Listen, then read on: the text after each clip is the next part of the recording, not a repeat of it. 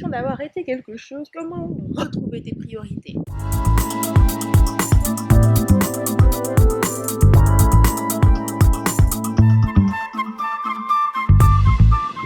Salut rebelle créative! Donc aujourd'hui je réponds à une question qui parle de priorité et principalement de priorité quand on a laissé tomber une première entreprise ou bien qu'on a laissé tomber un projet.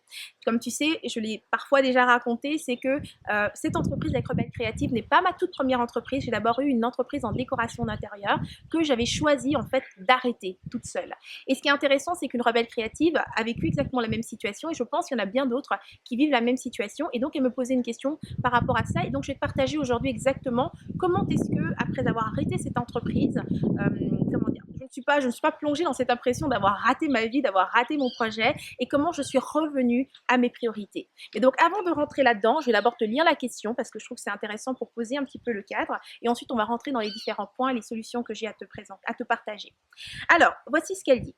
On parle souvent de toutes ces choses, donc la peur, la confiance en soi, mais aussi de la liberté de gérer son temps, de voyager, mais on parle moins des prises de tête qu'occasionne le fait d'être à son compte, comme par exemple la précarité pour l'argent, pour les trucs chiants à faire qu'on repousse, pour la comptabilité, et on ne mesure pas, il me semble, toute la place que prennent ces choses-là sur le reste, comme dans son cas, elle, c'est sur la famille et les enfants, en fait, ouais, c'est ça, sur le couple et les enfants. Donc, j'aurais aimé avoir plutôt une de tes capsules pour m'aider à trouver mes priorités parce qu'il n'est pas courant de tout monter, de croire en un projet, de l'aimer, qui nous corresponde, mais de finalement l'arrêter. Je crois que tu as vécu d'arrêter une entreprise pour d'autres raisons, peut-être qu'elle ne te correspondait pas, bref. Comment, c'est ça, sortir de cette impression d'avoir raté quelque chose et revenir, donc retrouver tes priorités. Donc, j'adore cette question. Donc, déjà, elle souligne tous les aspects, je dirais, que tu n'aimes pas dans l'entrepreneuriat, dans le fait d'avoir une entreprise et à quel point, effectivement, ça peut prendre du temps sur tout le reste. Alors, je vais te partager exactement les trois questions essentielles que je me suis posées au moment où je me suis retrouvée face au fait qu'en fait, voilà, l'entreprise que j'avais créée, je ne l'aimais pas, je me sentais complètement emprisonnée dedans. La première question que je me suis posée, c'est est-ce que j'aime ce rôle? Et quand je parle de ce rôle, c'est pas le rôle de décoratrice d'intérieur ou bien si tu es coach ou peu importe quel est le métier que tu as choisi ou dans quel aspect tu veux aider les gens, le premier métier que tu as, donc le premier rôle que tu as quand tu crées une entreprise, c'est celui d'entrepreneur. Donc ma question c'était est-ce que j'aime le rôle d'entrepreneur? Est-ce que j'aimais l'idée de moi en tant qu'entrepreneur? Est-ce que j'aimais quand j'étais réellement dans ce rôle d'entrepreneur? Et dans mon cas, la réponse était oui. Aussi simple que ça.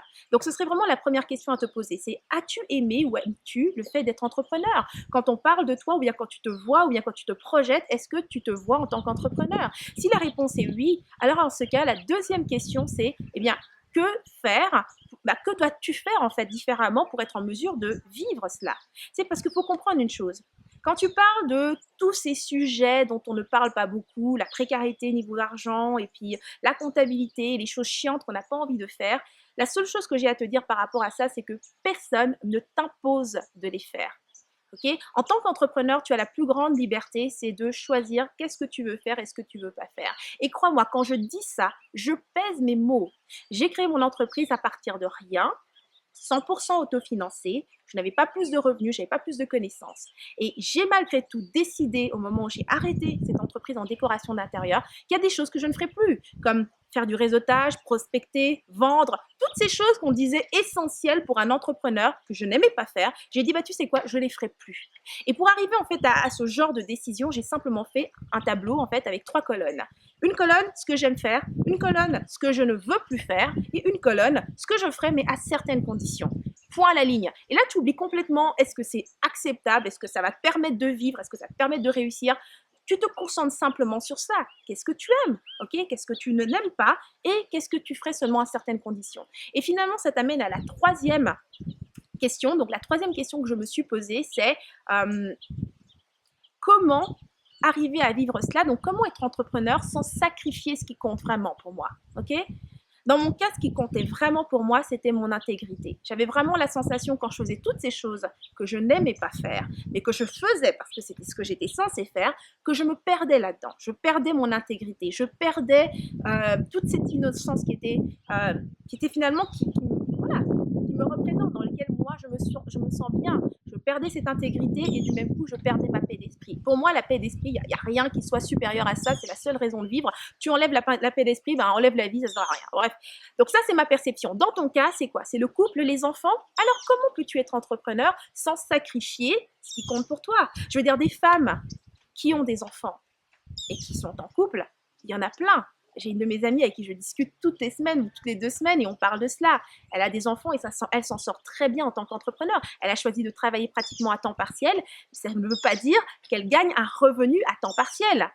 Elle travaille à temps partiel parce que c'est toi qui décides de combien tu vas gagner. Tu sais, toute la question de précarité au niveau des revenus, c'est quelque chose qu'on s'impose et je le dis en toute connaissance de cause. Okay? Encore une fois, je répète, il n'y a personne qui m'a donné de l'argent pour créer cette entreprise. Aujourd'hui, je suis en mesure de faire tout ce que je veux, de décider de mes horaires, de voyager, de déléguer toutes les choses que je n'ai pas envie de faire parce que c'est ça que j'ai comme responsabilité, de décider de ce que je veux et de ce que je ne veux pas. Créer la vie que tu veux vraiment, je pense que c'est vraiment ça notre slogan, hein, les créateurs en fait, et les entrepreneurs, c'est de décider ce que tu veux. Alors voici comment est-ce que tu fais pour sortir de cette impression d'avoir raté quelque chose, c'est que tu n'as rien laissé partir. En tout cas moi, quand j'ai laissé cette entreprise et que j'ai décidé que je la continuerais pas, à ce moment-là, je n'ai pas eu l'impression que je perdais quelque chose. Il y a eu un grand soulagement, je reprenais mon pouvoir, je venais de décider, voilà comment ce que je veux vivre et voici les conditions sous lesquelles je vais les faire. C'est pas parce que je ne fais pas ce que vous dites que je suis censée faire que je vais laisser tomber ce rêve. Alors, qui m'amène à toi maintenant dans les commentaires? J'aimerais savoir toi. Simple question, est-ce que tu aimes ce rôle? Est-ce que tu aimes être entrepreneur? C'est aussi simple que ça. Et la réponse à ça, c'est oui ou non, tu vois, c'est pas compliqué. Il n'y a pas de mais, oui, mais donc, non, non. Est-ce que tu aimes être entrepreneur? Quand tu es dans ce rôle, est-ce que tu te sens bien? Est-ce que tu te sens fière? Est-ce que tu te sens pleine? La deuxième question, que dois-tu faire différemment pour être en mesure de rendre ça possible? Qu'as-tu besoin d'arrêter de faire? Qu'as-tu besoin de commencer de faire? Qu'as-tu besoin de faire? Fais cet exercice, trois colonnes tout simplement. Okay? Et finalement, la dernière question, comment rendre ça possible sans sacrifier ce qui compte pour toi? Parce que tu peux vraiment tout avoir. Tu peux vraiment tout avoir, c'est ta vie. Tu crées ça selon tes propres termes. Alors, qu'as-tu besoin de mettre en place pour être en mesure de ne pas sacrifier ce qui compte pour toi? D'avoir ce rôle, d'être une entrepreneur, sans perdre ce qui compte pour toi. Parce qu'il n'y a pas besoin de sacrifier ce qui compte pour toi. Donc voilà, tu me laisses ça dans les commentaires. J'adorerais voir comment est-ce que tu fais cette réflexion, comment tu la développes. Et donc ça termine cette inspiration. Si tu as aimé cette capsule, tu cliques sur j'aime, tu partages autour de toi. Tu veux d'autres inspirations comme celle-ci, tu me rejoins sur rebellecreative.com.